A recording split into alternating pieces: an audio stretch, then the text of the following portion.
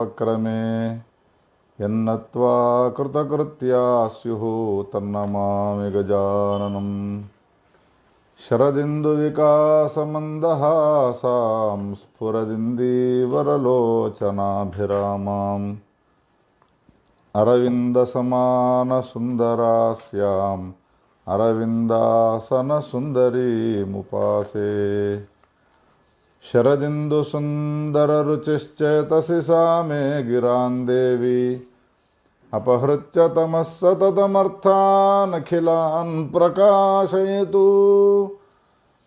श्रुतिस्मृतिपुराणानामालयं करुणालयं नमामि भगवत्पादशङ्करं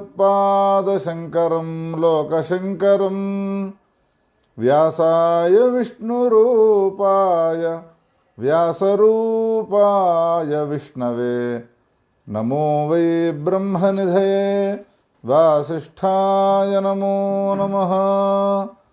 गोवर्धनधरं देवं गोपालं गोपरूपिणं गोकुलोत्सवमीशानं गोविन्दं गोपिकाप्रियम्। श्रीकृष्ण गोविंद हरे मुरारे हे नाथ नारायण वासुदेवा। श्रीकृष्ण गोविंद हरे मुरारे हे नाथ नारायण वासुदेवा। हे नाथ नारायण वासुदेवा। हे नाथ नारायण वासुदेवा। गोपाल कृष्ण भगवान की जय। गौरी शंकर भगवान की जय। व्यास भगवान की जय। जगद्गुरु शंकराचार्य भगवान की जय। नमः पार्वती पतये हर हर महादेव हर। प्रातस्मरणीयुलु దక్షిణాంనాయ పీఠాధీశ్వరులు జగద్గురు సార్వభౌములు శ్రీ భారతీ తీర్థ మహాస్వామివారు, తత్కరకమల సంజాతులు జగద్గురువులు శ్రీ విధుశేఖర భారతీ స్వామివారి చరణారవిందాలకు అనేకానేక సాష్టాంగ ప్రణామాలను సమర్పించుకుంటూ పురుషోత్తమ మాస వైశిష్ట్యముతో కూడుకున్న శ్రీమద్ భాగవతోత్తముల యొక్క కథా ప్రవచనానికి సంబంధించినటువంటి విషయాలను మనం వింటున్నాం. ఈనాటి ప్రవచనం చేయబోతున్న నాకు శ్రవణం చేస్తున్నటువంటి శ్రోతలకందరికీ కూడా భగవంతుడైనటువంటి వాసుదేవుడు పరిపూర్ణ అనుగ్రహాన్ని ఇచ్చి రక్షించుగాక. బృహన్నారదీయ పురాణంలో పురుషోత్తమ మాస మాహాత్మ్యాన్ని గురించి వర్ణించి పురుషోత్తమ మాసము మాసాలన్నిటిలోకెల్లా శ్రేష్టమైనది అనే విషయాన్ని గురించి చెప్పినాడు. అంతేకాకుండా దాన్ని ముఖ్యంగా పెట్టుకొని పురుషోత్తమ మాస వైశిష్ట్యాన్ని చెప్పడం అనే విషయాన్ని ప్రధానంగా పెట్టుకొని అనేక ధర్మాలను గురించి వివరించినాడు. నిద్రలేచినప్పటి నుండి పడుకునేంత వరకు చేయవలసినటువంటి ధర్మాలు ఏమిటి అనే విషయాన్ని కూడా మనకు ప్రసక్తానుప్రసక్తిగా చెప్పినాడు.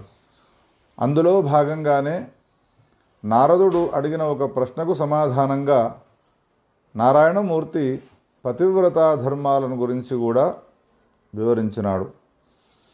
పతివ్రతలు వాళ్లకు విధింపబడ్డటువంటి ధర్మాలను పాటించడం వలన ఈ లోకాలన్నీ కూడా క్షేమంగా ఉంటూ ఉన్నాయ్యా.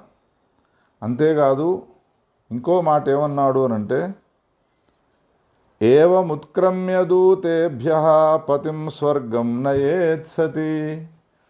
తనకున్నటువంటి పాతివ్రత్య ధర్మముతో మరణించినటువంటి భర్తకు గనుక ఒకవేళ ఏవైనా అధర్మాలు ఆచరించడం వలన నరకలోకానికి వెళ్ళేటువంటి అవకాశాలు ఉన్నట్టయితే అటువంటి నరకాల్లో పడేటువంటి భర్తను నరకాల్లో పడనివ్వకుండా స్వర్గలోకానికి తీసుకువెళ్ళుతుంది.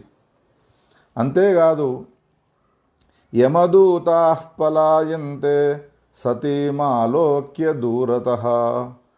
దూరము నుండే సతీ అనే పేరుతో పిలువబడేటువంటి పతివ్రతను యమభటులు చూచి పారిపోతూ ఉంటారు.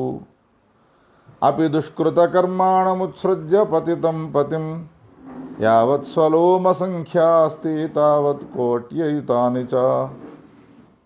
అందుకని పతివ్రత చాలా శ్రేష్ఠురాలైనటువంటిది.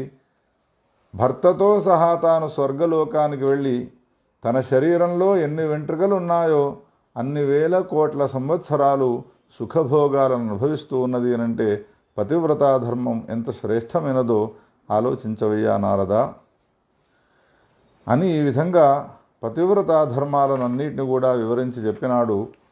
పతివ్రత శిరోమణి శ్రీ సావిత్రీదేవి, అరుంధతీదేవి మొదలైనటువంటి వాళ్ళంతా కూడా ఎంత గొప్పనైనటువంటి స్థానాన్ని వహించినారో పురాణాల్లో మనమంతా కూడా వింటూనే ఉన్నాము. అటువంటి పతివ్రతలను దర్శించడం కాదు, అటువంటి పతివ్రతలకు సంబంధించిన స్మరణను చేస్తే చాలు మన పాపాలన్నీ కూడా పటాపించలేకపోతాయ్యా అని ఈ విధమైనటువంటి విషయాలన్నిటి కూడా చెప్పినాడు. ఏన సంపూర్ణతాం యాతి వ్రతం మే పౌరుషోత్తమం తన్మే వద దయా సింధో సర్వేషాం హితహేతవే. ఇంతవరకు నీవు పురుషోత్తమ మాసానికి సంబంధించిన మహిమను గురించి వర్ణించినావు. పురుషోత్తమ మాసంలో ఏ నియమాలను పాటించానో అవన్నీ చెప్పినావు. అదేవిధంగా పురుషోత్తమ మాసంలో పురుషోత్తముని ప్రీతి కోసమే దీపదానం చేయాలి అనే విషయాన్ని గురించి వర్ణించి చెప్పినావు. ఎన్నో విషయాలు చెప్పినావు. ఈ పురుషోత్తమ మాసము యొక్క వ్రతము సంపూర్ణ ఫలాన్ని ఇవ్వాలి అనంటే చేయాల్సినటువంటి కర్తవ్యం ఏమిటో అది నాకు వివరించి చెప్పవయ్యా అన్నాడు. మిగతా ఏ ధర్మాలు పాటించినా పాటించకపోయినా, ఏ నియమాలను ఉల్లంఘించినా, ఏ ఒక్క నియమాన్ని ఉల్లంఘించకుండా ఆచరించినట్టయితే అది సర్వ పురుషోత్తమ మాస ఫలాన్ని, నియమ పరిపాలనా జనితమైనటువంటి పుణ్యఫలాన్ని అందిస్తుందో అటువంటి ధర్మాన్ని నాకు చెప్పవయ్యా అని అడిగితే అప్పుడు చెప్పడం ప్రారంభించినాడు. చాలా చక్కని ప్రశ్న వేసినావయ్యా. ఈ ప్రశ్నకు సమాధానంగా పార్వతీదేవి పరమేశ్వరుడైన మహాదేవుడిని అడిగిన సందర్భంలో మహాదేవుడైనటువంటి శంకరుడు పార్వతీదేవికి పురుషోత్తమ మాస మహాత్మ్యము దేని వలన సిద్ధిస్తుంది అనే విషయాన్ని చెప్పినాడో అది నీకు చెప్పితే నీ ప్రశ్నకు సమాధానం చెప్పినట్టు అవుతుంది అని చెప్పుతూ ఉన్నాడు. మహాదేవ ఉవాచ.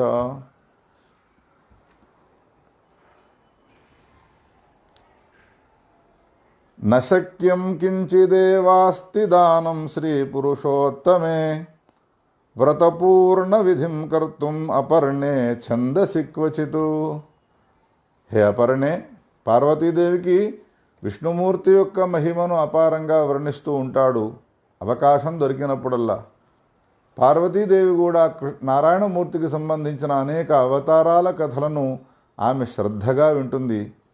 అత్యంత ప్రేమతో అనురాగంతో మహాదేవుడైనటువంటి శంకరుడు నారాయణమూర్తి యొక్క కథలు చెప్పుతూ ఉంటాడు. మహాదేవుడైనటువంటి శంకరుడు పురుషోత్తమ మాసానికి సంబంధించిన మహిమనంతా కూడా వర్ణించి, హే అపర్ణే, వేదాల్లో చెప్పబడ్డటువంటి నిగూఢమైనటువంటి విషయాలను నీకు చెప్పినాను. పురుషోత్తమ మాసం అంటే ఇది వట్టి మాసము కాదు, ఇది చాలా శ్రేష్టమైనటువంటి మాసము. ఇందులో నేను చెప్పినటువంటి ఏ దాన ధర్మాలు ఉన్నాయో అవన్నీ ఒక ఎత్తు అయితే, శ్రీకృష్ణ వల్లభుడైనటువంటి ఈ పురుషోత్తమ మాసంలో మిగతా దానాలన్నీ సామాన్యములైతే విశేషమైనటువంటి దానం ఒకటి ఉన్నది, అది నీకు చెప్తున్నాను వినవే అని చెప్తూ ఉన్నాడు. ఏనతే వ్రత సంపూర్తిర్భవేత్ శ్రీ పురుషోత్తమే. పార్వతి అయినటువంటి నీవు పురుషోత్తమ మాసానికి సంబంధించిన నియమాలను పాటిస్తూ ఉన్నావు కాబట్టి నీ వ్రత సంపూర్తి ఏ దానం చేయడం వలన కలుగుతుందో దాన్ని గురించి చెప్తున్నాను వినవే అని చెప్పుతున్నాడు మహాదేవుడు. సంపుటాకారంగా ఉన్నటువంటి బ్రహ్మాండాన్నంతా కూడా దానం చేయాలి అన్నాడు. మహాదేవుడు చెప్పినటువంటి ఈ మాటను విన్న తర్వాత పార్వతీదేవికి ఆశ్చర్యం కలిగినది. వ్రత సంపూర్తి కోసమై ఏదో సులభమైనటువంటి దానాన్ని నీవు చెప్పుతావేమో అని అనుకున్నానయ్యా. నా మాట పక్కన పెడితే సామాన్యులైనటువంటి వాళ్ళంతా కూడా పురుషోత్తమ మాసంలో ఏ నియమాలు పాటిస్తారో అవన్నీ సులభమైన నియమాలు పెట్టినాడు, కష్టమైనటువంటివి కావు అని చెప్పుకుంటూ వచ్చినారు కదా ఇప్పటిదాకా.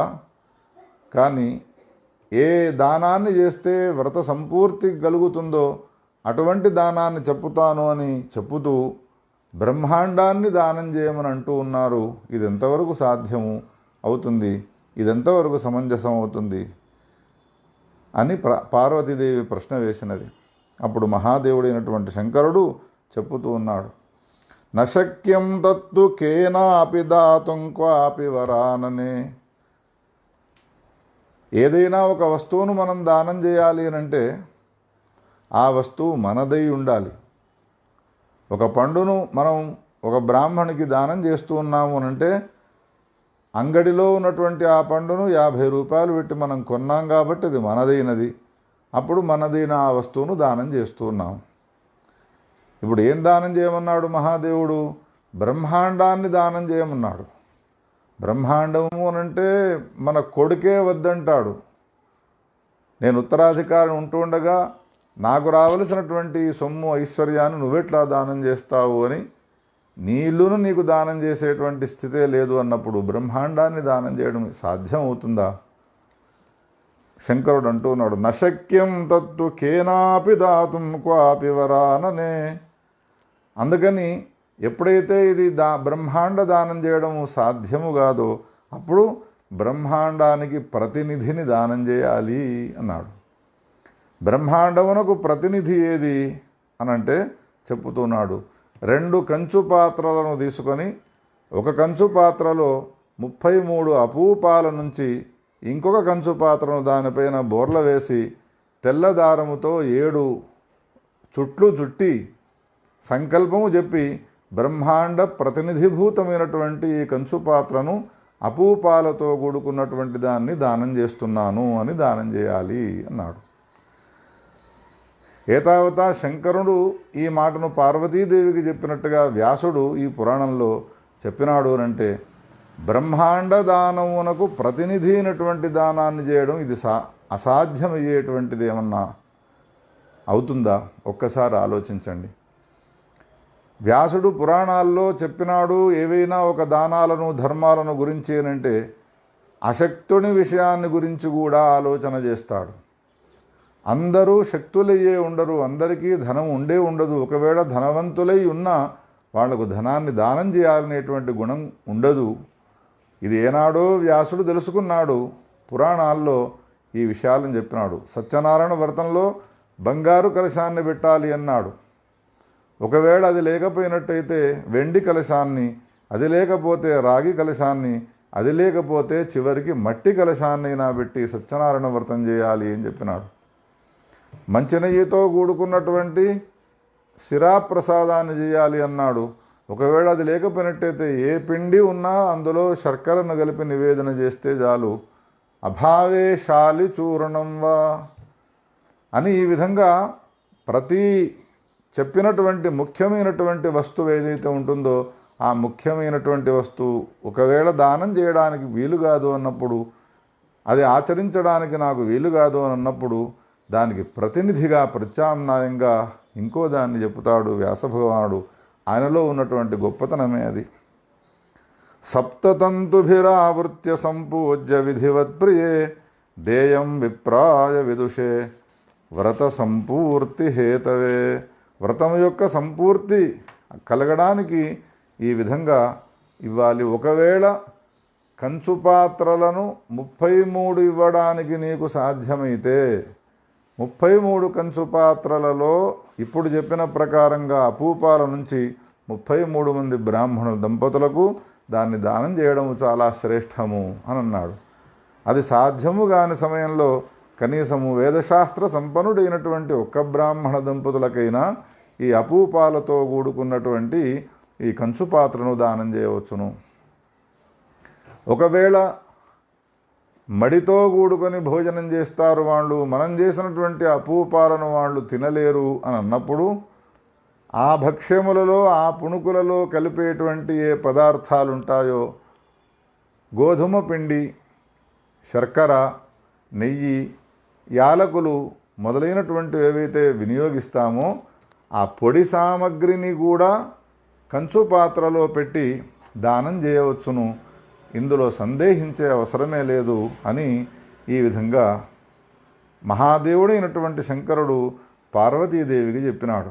పార్వతీదేవి నారాయణమూర్తి ప్రీతి పొందేందుకు, ఆయన సంతోషాన్ని పొందేందుకోసమై అనేక వ్రతాలను ఆచరించినట్టుగానే ఈ పురుషోత్తమ మాసానికి సంబంధించిన వ్రతాన్ని కూడా ఆచరించి మహాదేవుడు చెప్పిన ప్రకారంగా పురుషోత్తమ మాసము యొక్క సంపూర్ణ ఫలప్రాప్తి కోసం 3 కంచు పాత్రలలో అపూపాలనుంచినటువంటిది బ్రాహ్మణ దంపతులకు దానం చేసి లోక విఖ్యాతిని గడించినదయ్యా నారదా అని నారాయణమూర్తి నారదునికి ఈ విషయాన్ని తెలియజేసినాడు. సర్వేభ్య సాధనేభ్యోయం మాసః శ్రీ పురుషోత్తమ. అన్ని సాధనలోకెల్లా ఈ పురుషోత్తమ మాసము చాలా గొప్పనైనటువంటి సాధనభూతమైనటువంటి మాసమై ఉన్నది, ఇందులో సందేహించే అవసరమే లేదు. కిం పునఃశ్రద్ధయా కర్తు విధినా చోదితే విధినా చేతి మే మతి అని ఈ కథనంతా చెప్పిన తర్వాత ఇంకా ఏం వినదలుచుకున్నావయ్యా అన్నాడు. నారాయణమూర్తి పురుషోత్తమ మాస మాహాత్మ్యానికి సంబంధించిన ఈ కథనంతా వినిపించి ఈ ప్రశ్నను వేయగా నారదుడు ఏమంటూ ఉన్నాడు అనంటే, హే నారాయణ, నేను ఒక మాటనంటాను. అమృతాన్ని తాగిన తర్వాత ఎవరికైనా లోకంలో కొన్ని మంచినీళ్లు తాగాలి అని అనిపిస్తూ ఉంటుందా? పురుషోత్తమ మాస మాహాత్మ్యాన్ని అంత అమృతం వంటి దాన్ని నాకు తాగించినావు.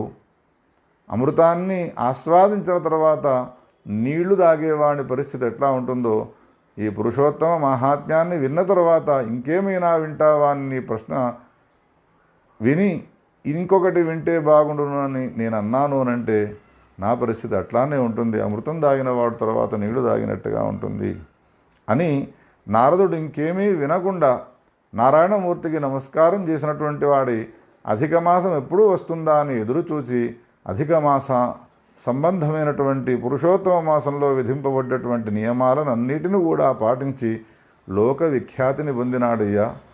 ఈనాడు నారదుడు నారాయణ నారాయణ జయ గోవింద హరే, నారాయణ నారాయణ జయ గోపాల హరే అని నారాయణ నామాన్ని ఉచ్చరిస్తే చాలు నారాయణమూర్తి ఆయన సమీపానికి పరిగెత్తుకుంటూ వస్తూ ఉన్నాడు అనంటే అది కేవలం పురుషోత్తమ మాస నియమాలను పాటించడం వలననే అని సూతుడు శౌనకాదులకు ఈ కథావృత్తాంతాన్నంతా కూడా వివరించినాడు. అస్మిన్ మాసే ద్విజశ్రేష్ఠాః నాసచ్ఛాత్రాణ్యుదాహరేత్. అసత్శాస్త్రములు ఏవైతే ఉన్నాయో పనికిరానటువంటి శాస్త్రములు, అటువంటి వాటిని గురించి చింతించకూడదు, ఉచ్చరించకూడదు ఈ అధిక మాసంలో. ఇతరులకు సంబంధించినటువంటి శయ్యలపైన పడుకోకూడదు, వ్యర్థమైనటువంటి మాటలను ఆడకూడదు ఈ అధిక మాసంలో.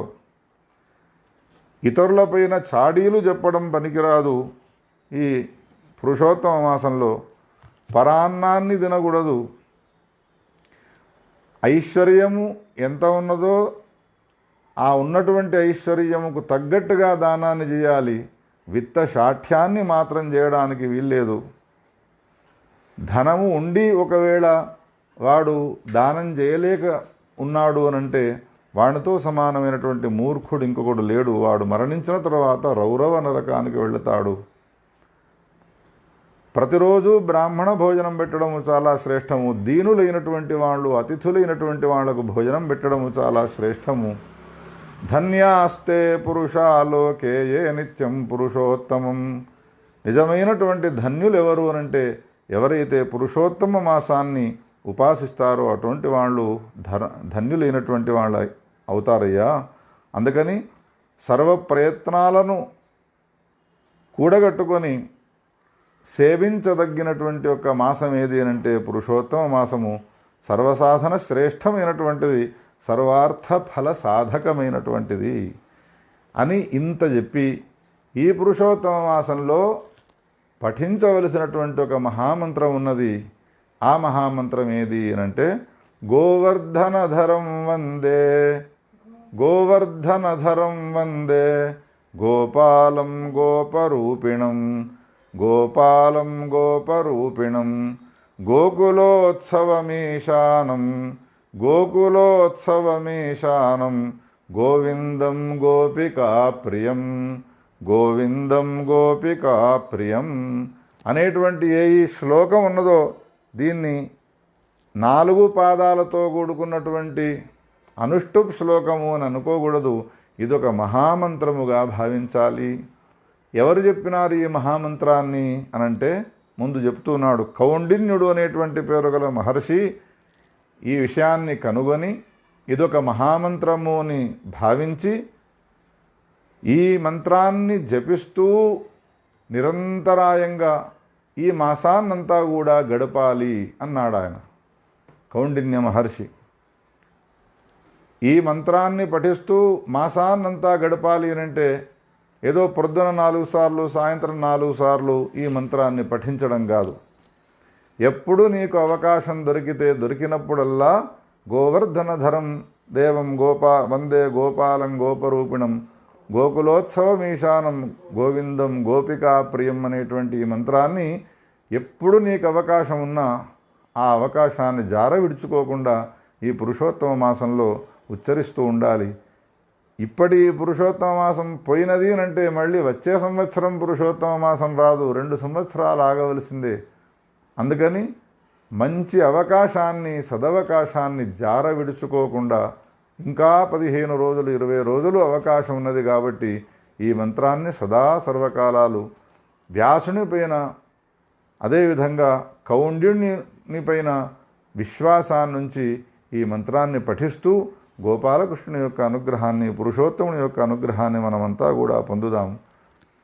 ఈ నెల రోజులు కూడా ఆ వాసుదేవుడైనటువంటి కృష్ణ పరమాత్మను చింతించాలి, వాణ్ణి ధ్యానం చేయాలి. ఏ విధమైనటువంటి వాసుదేవుడిని ధ్యానం చేయాలి చింతించాలి అంటే చెప్పుతూ ఉన్నాడు. ఎట్లా ఉండాలి వాడు అనంటే నల్లనైనటువంటి మేఘము వంటి శరీరం గలవాడు, 2 భుజాలు కలిగినటువంటి మురళిని ధరించినటువంటి వాడు, పీతాంబరాన్ని ధరించి రాధాదేవి పక్కకున్నటువంటి వాడైన ఆ పురుషోత్తముణ్ణి నిరంతరాయంగా చింతిస్తూ ఉండాలి. ఇదే స్వరూపాన్ని కళ్ళు మూసినా కళ్ళు తెరిచిన స్వప్నాన్ని అనుభవిస్తూ ఉన్న జాగ్రత్త కాలంలో ఉన్న ఇదే చింతిస్తూ ఉండాలి. ధ్యాయం ధ్యాయం నమేన్ మాసం పూజయన్ పురుషోత్తమం ఏవం యః కురుతే భక్త్యా స్వాభీష్టం సర్వమాప్నుయాత్. ఒక్కసారి ధ్యానం చేయడం కాదు, అనేక ధ్యాయం ధ్యాయన్ అని అంటాడు. అనేక పర్యాయాలు ధ్యానం చేస్తూ ఉండడం వలన ఒక్కసారి కళ్ళు మూసుకోగానే గోవర్ధనధరం వందే అనే మంత్రాన్ని చదువుతూ నీలమేఘ శ్యాముడు పీతాంబరధారి వనమాల విరాజితుడు మురళిని ధరించినటువంటి ద్విభుజధారి అయినటువంటి రాధాసమేతుడైనటువంటి కృష్ణుణ్ణి నిరంతరం చింతన చేస్తూ ధ్యానం చేస్తూ ఈ మాసాన్నంతా కూడా గడపాలనియా. పురుషోత్తముని యొక్క పరిపూర్ణ అనుగ్రహం కలుగుతుంది, సందేహించే అవసరమే లేదు. భారతదేశంలో ఎన్ని గంగా గోదావరి ఆది నదులున్నాయో వాటన్నిటిల్లో స్నానం చేయడం వలన ఏ పుణ్యఫలం వస్తుందో ఆ పుణ్యఫలము పురుషోత్తమ మాస మాహాత్మ్య శ్రవణం వలన వస్తుంది. భూమండలాన్నంతా కూడా ప్రదక్షిణం చేయడం వలన ఏ పుణ్యం వస్తుందో ఆ పుణ్యాన్ని పురుషోత్తమ మాస మాహాత్మ్య కథాశ్రవణం వలన పొందగలుగుతాడు. బ్రాహ్మణుడు విన్నట్టయితే బ్రహ్మవర్చస్సు గలవాడవుతాడు. క్షత్రియుడు విన్నట్టయితే వాడు వసుధాధిపుడవుతాడు, భూమండలానికి అధిపతి అవుతాడు. వైశ్యుడు విన్నట్టయితే ధనపతి అవుతాడు. శూద్రుడు గనక ఒకవేళ విన్నట్టయితే అత్యంత అద్భుతమైనటువంటి సుఖాన్ని అనుభవిస్తాడు. ఏన్యే కిరాతహూణాద్యాః పశుచర్యా పరాయణాః తే సర్వే ముక్తిమాయాంతి శ్రుత్వా మాహాత్మ్యముత్తమం. వీళ్ళే కాకుండా ఇంకా భ్రష్టులైనటువంటి ఏ వ్యక్తులు ఉన్నారో, నాస్తికులైనటువంటి వ్యక్తులు ఎవరైతే ఉన్నారో, ఎవరైతే అపవాదాన్ని చేసేటువంటి వ్యక్తులు ఉన్నారో అటువంటి వాళ్ళంతా కూడా ఒకవేళ నిమిత్తం ఏదైనా పెట్టుకొని ఏం చెప్తున్నారో చూద్దాం పురుషోత్తమ మాస మహాత్మ్యాన్ని గురించి అని విమర్శించేటువంటి స్వభావం గల వాళ్ళు విన్నప్పటికీ కూడా తప్పకుండా పురుషోత్తముని యొక్క అనుగ్రహం వలన వాళ్లకు కూడా ఉత్తమమైనటువంటి సద్గతి లభిస్తుంది అని ఈ విధంగా పురుషోత్తమ మాస మహాత్మ్య కథాశ్రవణం వలన కలిగేటువంటి ఫలాన్ని చెప్పుతూ ఉన్నాడు. కథను చెప్పేటువంటి వక్త ఉన్నాడో వక్తను వ్యాసునిగా పూజించి వస్త్రతాంబూల దక్షిణాలను సమర్పించుకోవాలి. 3 కులాలు ఉద్ధరింపబడతాయి. చివరికి వానికి గోలోక ప్రాప్తి కలుగుతుంది. గోపికా వృందాలతో కూడుకున్నటువంటి పురుషోత్తముడు ఎక్కడైతే ఉంటాడో అక్కడ వీడు విరాజిల్లుతూ ఉంటాడు. గత 8 రోజుల నుండి చెప్పుతూ ఉన్నటువంటి పురుషోత్తమ మాస మహాత్మ్యానికి సంబంధించిన ఈ శ్లోకాలనన్నిటినీ ఎవరైనా రాసినటువంటి పురుషోత్తమ మాస మహాత్మ్యాన్ని బ్రాహ్మణికి కనుక దానం చేసినాడు అనంటే పురుషోత్తముని యొక్క అనుగ్రహం రాసి ఇచ్చిన వానికి లభిస్తుంది. ఒకవేళ దానం చేయకుండా తన ఇంటిలోనే పెట్టుకున్నాడు, జగత్తులో ఎన్ని తీర్థాలున్నాయో తీర్థాలన్నీ వాణి ఇంటిలోనే ఉన్నట్టుగా భావించాలి అన్నాడు. తద్గృహే సర్వతీర్థాని విలసంతి నిరంతరం. ఇటువంటి పరమ పావనమైనటువంటి కథను మీరంతా కూడా విన్నారయ్యా శౌనకాదుషులారా.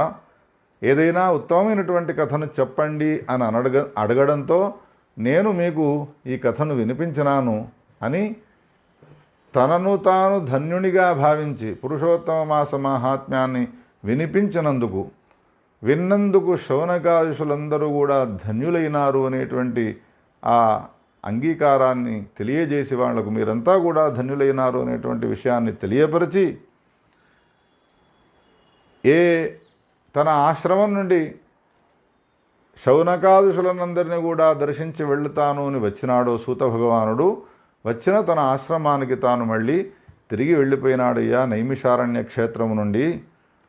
ఆనాటి నుండి మొదలుకొని ఈ ధర్మాలనన్నీ విన్నటువంటి ఏ శౌనకాదుషులున్నారో వాళ్ళంతా కూడా వాళ్లకు జీవితం ఉన్నంత వరకు కూడా పురాణాల్లో సూతుడు చెప్పినటువంటి వ్యాసుని ద్వారా విని సూతుడు ఏ ధర్మాలను పురాణాల మూలకంగా వచించినాడో చెప్పినాడో వాటన్నిటినీ కూడా పాటిస్తూ కాలాంతరంలో ఈ స్థూల శరీరాన్ని వదిలిపెట్టినటువంటి వాళ్ళ అందరూ కూడా గోలోకధామానికి వెళ్ళిపోయినారు. పరమాత్మ యొక్క స్వరూపాన్ని వాళ్ళంతా కూడా పొందినారు అని ఈ కథను గత 8 రోజుల నుండి మనమంతా కూడా చెప్పుకుంటూ ఉన్నాం.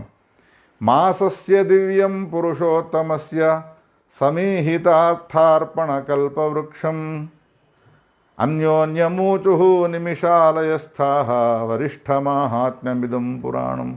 శౌనకాదుషులంతా కూడా ఒకళ్ళకొకళ్ళు ఏమనుకుంటూ ఉన్నారు అనంటే, ఆహా ఎంత గొప్పనైనటువంటి మహిమను మనం విన్నాము. ఒకవేళ వ్యాసుడే గనక ఈ పురుషోత్తమ మాసం ఇంత గొప్పది అనే విషయాన్ని తెలియపరచకపోయినట్టయితే, చెప్పి ఉండకపోయినట్టయితే మనమంతా కూడా ఈ మాసము మలమాసము అని చెప్పి వృధాగా సమయాన్ని కాలక్షేపం చేసేవాళ్ళమే. అందుకని మన సమయం సార్థకమైనది. ఒక కల్పవృక్షాన్ని, ఒక కామధేనువును, ఒక చింతామణిని మనమంతా కూడా పొందినాము అని వాళ్ళంతా కూడా సంతోషపడ్డారు అని ఈ విధంగా ఈ పురుషోత్తమ మాస మాహాత్మ్యానికి సంబంధించిన ఫలశ్రుతిని కూడా వివరించి చెప్పినాడు. అటువంటి పరమోత్కృష్టమైనటువంటి పురుషోత్తమ మాస కథాశ్రవణాన్ని అనేక జన్మలలో చేసినటువంటి సుకృత విశేషం ఉండడం వలన మనమంతా కూడా ఈ ముఖ పుస్తకము ద్వారా దీన్ని శ్రవణం చేసినాము. ఆ గోపాలకృష్ణుని యొక్క పరిపూర్ణ అనుగ్రహ కటాక్షాలు మనకు సదా సర్వకాలాలు లభించాలి అని ఆ పురుషోత్తముని చరణార విందాలను ప్రార్థన చేస్తూ ఈ కథను ముగించి పురుషోత్తమ మాసంలో భాగవతానికి సంబంధించిన 2 మాటలనైనా వినాలి అనే ఉద్దేశాన్ని దృష్టిలో ఉంచుకొని భాగవతోత్తముల యొక్క కథలను మనం చెప్పుకుంటూ ఉన్నాం కాబట్టి ఈనాడు పరమ భాగవతోత్తముడైనటువంటి ప్రహ్లాదునికి సంబంధించినటువంటి చరిత్రను మనమంతా కూడా విని తరిద్దాము అని ఆ భాగవతంలో ఉన్నటువంటి పరమ భాగవతోత్తముడైన ప్రహ్లాదుని యొక్క చరిత్రను చెప్పుతూ ఉన్నాను. వ్యాస భగవానుడు ప్రహ్లాదుని యొక్క జన్మను గురించి వర్ణించిన సమయంలో ప్రహ్లాదుడు ఎటువంటి వాడు అని ప్రహ్లాదునికి సంబంధించినటువంటి లక్షణాలను గురించి వర్ణించినాడు. ఎటువంటి వాడు ప్రహ్లాదుడు? బ్రహ్మణ్య శీలసంపన్న సత్యసంధో జితేంద్రియ ఆత్మవత్సర్వభూతానామేక ప్రియసుహృత్తమ దాసవత్సన్నతార్యాంఘ్రి పితృవద్దీనవత్సల భ్రాతృవత్సదృశే స్నిగ్ధో గురుష్వీశ్వరభావన విద్యార్థరూపజన్మాఢ్యో మానస్తంభ వివర్జిత నోద్విగ్నచిత్తో వ్యసనేషు నిస్పృహ శ్రుతేషు దుష్టేషు గుణేష్వస్తుదృకు దాంతేష్ ఇంద్రియప్రాణశరీరధీ సదా ప్రశాంతకామో రహితాసురో అసురః యస్మిన్మహద్గుణా రాజంతే గృహ్యంతే కవిభిర్ముహు నతేధునాపి ధీయంతే యథా భగవతీశ్వరే. ప్రహ్లాదునికి సంబంధించినటువంటి గుణగణాలు వర్ణిస్తూ ఒక గంగా ప్రవాహం ఎట్లా ఉంటుందో ఆ విధంగా చెప్పుకుంటూ వెళ్ళినాడు. ఇంకా ఆయనకు తృప్తి కలగడమే లేదు. బ్రాహ్మణులంటే చాలా గౌరవభావం గలవాడు, శీల సంపన్నుడు, సత్యసంధుడు, ఇంద్రియాలను జయించినటువంటి వాడు, తనను తాను ఏ విధంగా ప్రేమిస్తాడో అందరినీ ఆ విధంగా ప్రేమించేటువంటి వాడు, స్నేహభావం కలిగినటువంటి వాడు, ఉద్వేగమైనటువంటి చిత్తమే లేదు ఆయనకు, కోపం అనేటువంటిది ఆయన జీవితంలో లేదు, వ్యసనాల నుండి నిస్పృహుడై ఉంటాడు, అన్నీ ఉత్తమ గుణాలు కలిగినటువంటి వాడు, ఇంద్రియ నిగ్రహం గలవాడు, బహిరింద్రియ నిగ్రహం కలిగినటువంటి వాడు, సదా ప్రశాంతకాముడు, అసుర కులంలో జన్మించినప్పటికీ కూడా ఆసురభావం లేనటువంటి వాడు, ఎవనియందు ఈ మహా గొప్పనైనటువంటి గుణాలున్నాయో అటువంటి ప్రహ్లాదునితో సమానమైన వాడు ఇంకా లోకంలో ఎవ్వడూ కూడా లేడయ్యా. యం సాధుగాథా సదసి రిపవోపి సురానృప ప్రతిమానం ప్రకుర్వంతి కిముతాన్యే భవాదృశాః. ఎవనికి సంబంధించినటువంటి కథను గురించి, చరిత్రను గురించి శత్రువులు కూడా పక్కన ప్రహ్లాదుని యొక్క గొప్పతనాన్ని గురించి కీర్తిస్తూ ఉంటారు అనంటే సామాన్యమైనటువంటి వ్యక్తులు ఆయన గురించి కీర్తించకుండా ఉంటారా? అంత గొప్పనైనటువంటి వాడు అని చెప్పుతూ ఇంకో విశేషణాన్ని నేను చెప్పినాను కదా, వ్యాసునికి ప్రహ్లాదునికి సంబంధించినటువంటి గుణగణాలను వర్ణించే విషయంలో అసలు తృప్తే గలగలేదు ఆయన. అంత గొప్పనైనటువంటి పరమ భాగవతోత్తముడు ఆయన. న్యస్తక్రీడనకో బాలో జడవత్తన్మనస్తయా. చిన్న వయసు 5-6 సంవత్సరాల ప్రాయం గలవాడు. అప్పుడు సహజంగా పిల్లల యొక్క ప్రవృత్తి ఎట్లా ఉంటుంది అనంటే ఎప్పుడూ చూసినా ఆటలాడుతూ ఉంటారు, బొమ్మలతో కూడుకొని ఉంటారు. అన్నము తినే విషయంలో కూడా వాళ్లకు ధ్యాస ఉండదు, నీళ్లు కూడా తాగరు, తల్లియే బలవంతాన అన్నాన్ని పెడుతుంది. ఇటువంటి లక్షణాలు సహజంగా పిల్లలందరికీ ఉంటూ ఉండగా ఈ ప్రహ్లాదునికి మాత్రము ఆటలయందు భావమే లేదు, ఆటలయందు మనస్సే లేదు. మరేం చేస్తూ ఉండేవాడు? వాటన్నిటినీ పక్కన పెట్టినటువంటి వాడి ఒక జడుడు ఏ విధంగా ఉంటాడో, ఒక ఉన్మత్తుడు ఏ విధంగా ఉంటాడో, ఒక బధిరుడు చెవిటివాడు ఏ విధంగా లోకానికి సంబంధించిన మాట పక్కనే మనమంతా మాట్లాడుకుంటూ ఉంటాము, వానికి ఏమీ వినరాదు కాబట్టి వానిలో ఏ విధమైనటువంటి స్పందనలు ఉండవు. ఎట్లానో ప్రహ్లాదుడు ఆ విధంగా ఉండేవాడు. అంతేకాకుండా కృష్ణగృహ గృహీత ఆత్మాన వేద జగదీదృశం. ఆ ప్రహ్లాదుణ్ణి ఒక గ్రహము పట్టుకున్నది. లోకంలో ఎవరినైనా గ్రహం పట్టుకున్నది అనంటే వాడు మన అధీనంలో ఉండడు. వాడు గృహీతుడైనటువంటి వాడు బిందెడు నీళ్లు తాగుతాడు. శరీరం పైన ధ్యాస ఉండదు కాబట్టి బట్టలను వదిలేస్తాడు, ఎగురుతూ ఉంటాడు, నవ్వుతూ ఉంటాడు, ఏడుస్తూ ఉంటాడు. మరి ప్రహ్లాదుని పట్టుకున్నటువంటి గ్రహం ఏది అని అంటే కృష్ణగ్రహము చెప్పినాడు. కృష్ణగ్రహ గృహీత ఆత్మ, కృష్ణుడనేటువంటి గ్రహము ఆ ప్రహ్లాదుని పట్టుకున్నది. అందుకని వాడు ఆ కృష్ణగ్రహ గృహీతుడై ఉన్నాడు కాబట్టి ఆ గ్రహమునే నిరంతరము చూస్తాడు తప్ప ఈ జగత్తును చూడనే చూడడు. ఒకవేళ జగత్తును చూచినా కానీ పచ్చకామెరలు ఉన్నటువంటి వానికి జగత్తులో ఉన్న వస్తువులన్నీ పచ్చగానే కనిపిస్తాయి అన్నట్టుగా లోపల ఆయనకు కృష్ణగ్రహం అనేటువంటిది పట్టినది కాబట్టి జగత్తును ఒకవేళ చూసినా కానీ ఏ వస్తువును చూసినా, పండును చూసినా అది పండుగా కనిపించదు, అది కృష్ణునిగా కనిపిస్తుంది. వృక్షాన్ని చూసినా అది వృక్షముగా కనిపించదు, కృష్ణునిగా కనిపిస్తుంది. ఆకులను ఒకటేమిటి రెండేమిటి ఎన్ని వస్తువులను మనం వస్తువులుగా చూస్తూ ఉంటామో ప్రహ్లాదునికి మాత్రము ఆ వస్తువులు వస్తువులుగా కనిపించవు. ఆ వస్తువులన్నీ కూడా పరమాత్మగా కనిపిస్తాయి. కారణం ఏమిటి అంటే వానికి ఒక గ్రహము సోకినది. ఆ గ్రహం ఏది అంటే కృష్ణగ్రహము సోకినది. అందుకని వాడు ఏ విధంగా ప్రవర్తించేవాడు అంటే కూర్చున్నా, పర్యటన చేస్తూ ఉన్నా, పడుకున్నా, నీళ్లు తాగుతూ ఉన్నా, ఎప్పుడు చూసినా కానీ లోపల ఒక గ్రహం ఉన్నది కాబట్టి ఆ గ్రహానికి సంబంధించిన చింతననే చేస్తూ ఉండేవాడు. నారాయణ నారాయణ జయ గోవింద హరే, నారాయణ నారాయణ జయ గోపాల హరే. పడుకున్నా, నిద్రలేచినా, నీళ్లు తాగుతున్నా, ఎదుటివాడితో మాట్లాడుతూ ఉన్నా కానీ నైరంతర్యంగా ఆ కృష్ణునికి సంబంధించిన నామాన్నే జపిస్తూ ఉంటాడు. ఒకసారి నాట్యం చేస్తాడు, ఇంకోసారి ఏడుస్తాడు, ఇంకోసారి మౌనంగా ఉంటాడు, ఇంకోసారి ఎవ్వరికీ కనిపించకుండా దూరాన వెళ్ళి కూర్చుంటాడు.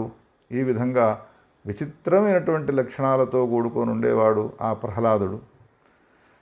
చిన్నతనంలోనే ఈ విధమైనటువంటి భావాలు వీనికి అంకురించినాయి అని భావించి గురుకులంలో వీనికి శిక్షణనిప్పించాలి అని హిరణ్యకశిపుడు గురుకులానికి పంపించినాడు.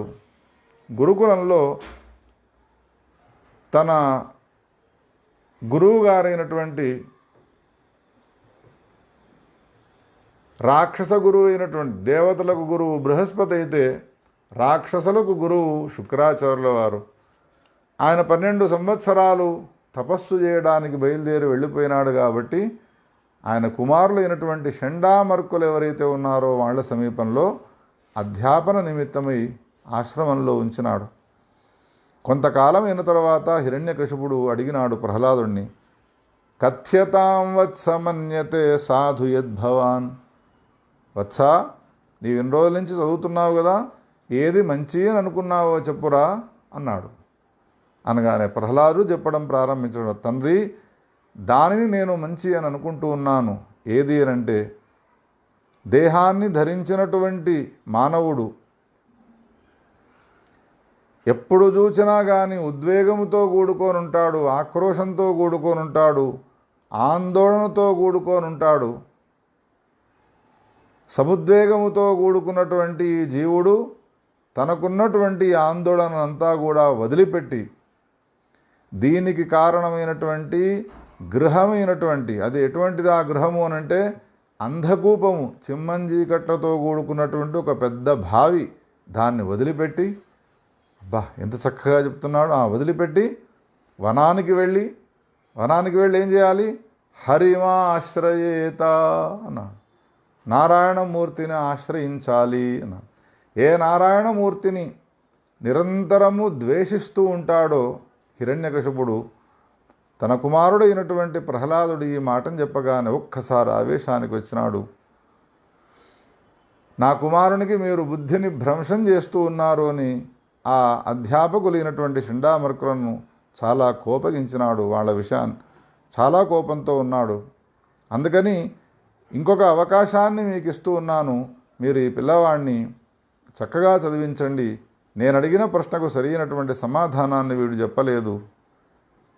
ఎక్కడిదిరా, నీకెవరు చెప్పినారా ఈ విద్యలన్నీ అని అడిగితే అప్పుడు ప్రహ్లాదుడు అంటాడు, తండ్రి ఇవి ఎవడో చెప్పితే వచ్చేటువంటి విద్యలు కావు. స్వతహాగా ఎవనికైతే నేను చెప్పినటువంటి మాటల యందు శ్రద్ధ ఆసక్తి అనేటువంటిది ఉండదో అటువంటి వానికి ఎవడో ఇతరుడు చెప్పితే వచ్చేటువంటిది కాదు తండ్రి అని అన్నాడు. వదిలిపెట్టినాడు, వెళ్ళిపోయినాడు. కొంతకాలం అయిన తర్వాత మళ్ళీ ఆ ప్రహ్లాదుని సమీపానికి వచ్చి ప్రహ్లాదుడిని అడుగుతూ ఉన్నాడు, ఇంతకాలము నిన్ను చదువుకోవడానికి అవకాశం ఇచ్చినాను, నీవు ఏం చదువుకున్నావో చెప్పురా నాయనా అని తొడపైన కూర్చుండబెట్టి నెత్తిని నిమురుతూ ఉన్నటువంటి వాడి అడిగినాడు. అప్పుడు ప్రహ్లాదుడు అంటాడు, తండ్రి నేను నేర్చుకున్నటువంటి విద్యలేవో అవి చెప్తున్నాను విను అని. శ్రవణం, కీర్తనం, స్మరణం, పాదసేవనం, అర్చనం, వందనం, దాస్యం, సఖ్యం, ఆత్మనివేదనం అని 9 రకాలైనటువంటి భక్తులు ఉన్నాయి. ఈ భక్తులతో విష్ణుమూర్తిని సేవించడమే పురుషుని యొక్క నిజమైనటువంటి జన్మ సార్థకం చేసుకోవడానికి వచ్చినట్టుగా భావిస్తాను. ఈ 9 విధాలైనటువంటి లక్షణాలతో కూడుకున్నటువంటి భక్తులను కలిగి ఉండకపోతే వాడు పశువుతో సమానమవుతాడు, వాడు మానవుడు కాదు అనగానే తొడపైన కూర్చుండబెట్టి ప్రేమగా నెత్తి నిమురుతూ ఉన్నటువంటి ఆ హిరణ్యకశపుడు తన కుమారుని ఒక్కసారి నేలపైకి విసిరి కొట్టినాడు. మహా ఆవేశంతో చూస్తూ ఉన్నాడు. అప్పుడు ప్రహ్లాదుడు అంటాడు, మతిర్న కృష్ణే పరతస్వతో వా మిథో అభిపద్యేత గృహవ్రతానాం అదాంతగోభిః విశతాం తమిశ్రం పునః పునః చర్విత చర్వణానాం నతే విదుః స్వార్థగతిం హి విష్ణుం దురాశయాయే బహిరర్థమానినః అంధా యథాంధైరుపనీయమానాః వాచీషతంత్యా మృదనాంని బద్ధాః. హే తండ్రి నేను కొన్ని మాటలను చెప్తాను విను అని చెప్పడం ప్రారంభించినాడు. నారాయణమూర్తికి సంబంధించినటువంటి జ్ఞానాన్ని ఎవడైతే పొంది ఉండలేదో అటువంటి వాడు అంధునితో సమానం. కారణం ఏమిటి అనంటే నిజానికి చైతన్య స్వరూపుడు, ఒక ప్రకాశ స్వరూపుడు ఎవరు అనంటే సాక్షాత్ శ్రీమన్నారాయణమూర్తి పరమాత్మ సచ్చిదానంద ఘన స్వరూపుడు అతను. ఆయన స్వయం ప్రకాశకుడు. స్వయం ప్రకాశ అనేటువంటి పదము ఉపనిషత్తులలో వాడబడ్డది. స్వయం వ్యక్తుడు. అటువంటి స్వయం ప్రకాశకుడైనటువంటి ఆ పరమాత్మ తనకు సంబంధించినటువంటి ప్రకాశాన్ని మనలో ప్రసరింపజేయడం వలన మనమంతా కూడా ప్రకాశవంతులమవుతున్నాం. పరమాత్మ సంబంధమైనటువంటి ప్రకాశము మనలో లేకపోయినట్టయితే మనం అంధులమే అవుతాం. పరమాత్మను వద్దని, పరమాత్మ నాలో లేడని, పరమాత్మను నిరాదరణ చేసి ఎవరైనా లోకంలో ప్రవర్తిస్తూ ఇంకొకనికి ఆదర్శంగా నేను ఉంటాను, వానికి నేను విద్యలు నేర్పుతాను అని అనుకున్నట్టయితే వాని పరిస్థితి ఎట్లా ఉంటుంది అంటే, ఒక కళ్ళు లేనటువంటి వాడు అడవిలో పోతూ ఉన్నాడు, ఇంకొక కళ్ళు లేనివాడు వానికి అడవిలో దాపురించినాడు. ఇప్పుడు ఈ మొదటివాడు రెండవ వాడిని అడుగుతున్నాడు, నాయన నేను ఫలానా ఊరికి వెళ్ళాలి, నన్ను తీసుకువెళ్తావా? తప్పకుండా తీసుకువెళ్తాను, నా కట్టెను పట్టుకో అన్నాడు. తీసుకువెళ్తాను అన్నవాడికి కూడా కళ్ళు లేవు. ఇప్పుడు కళ్ళు లేనివాడిని వేరే ఊరికి తీసుకువెళ్తాడా తండ్రి? కళ్ళు లేనివాడిని వేరే గ్రామానికి తీసుకువెళ్ళాలి అంటే కళ్ళు ఉన్నవాడు ఉండాలి, కానీ కళ్ళు లేనివాడిని ఏ విధంగా గ్రామానికి తీసుకువెళతారు? భగవన్నామాన్ని, భగవంతుని యొక్క ఆ స్వయం ప్రకాశమాన స్వరూపాన్ని ఎవరైతే దర్శించలేరో అటువంటి వాళ్లకు ఇంకొకడిని ఉద్ధరించేటువంటి లక్షణం ఉండదు. అంధుడిని తీసుకుపోయినట్టుగా ఉంటుంది తప్ప వానికి మేలు జరగదు అనేటువంటి పెద్ద పెద్ద మాటలు ఆడుతూ ఉన్నాడు. అంధాయథాంధైరుపనీయమానాః నైషాం మతిస్తావదురుక్రమాంఘ్రిం స్పృశతి అనర్థాపగమో యదర్థః మహీయసాం రజోభిషేకం నిష్కించనానాం నవృణీత యావతు. ఆ పరమాత్మకు సంబంధించినటువంటి ఏ స్వయం ప్రకాశమానము ఆనందస్వరూపము ఉపనిషత్తులలో ఎన్ని రకాలైనటువంటి లక్షణాలు ఆ పరమాత్మకు చెప్పబడ్డాయో అవన్నీ కూడా మన హృదయంలోనే వికసించాలి అనంటే, అటువంటి స్థితి ఆనంద స్థితి స్వయం ప్రకాశమాన స్వరూపము మనకు ఏర్పడాలి అనంటే దానికి చేయాల్సిన పనేమిటో తెలుసునా? మహీయసాం పాదరజోభిషేకం. ఎవరైతే మహాత్ములైనటువంటి వ్యక్తులుంటారో వాళ్లకు సంబంధించిన చరణాల కంటినటువంటి ధూళిని సేకరించి దోసిళ్లకు దోసిళ్ళు ప్రతినిత్యము స్నానం చేయడం వలన అంతఃకరణం యొక్క శుద్ధి ఏర్పడుతుంది తండ్రి. తాత్పర్యం ఏమిటి? మహాత్ములను పరిచర్యలు చేస్తూ మహాత్ములతో సత్సాంగత్యము చేస్తే తప్ప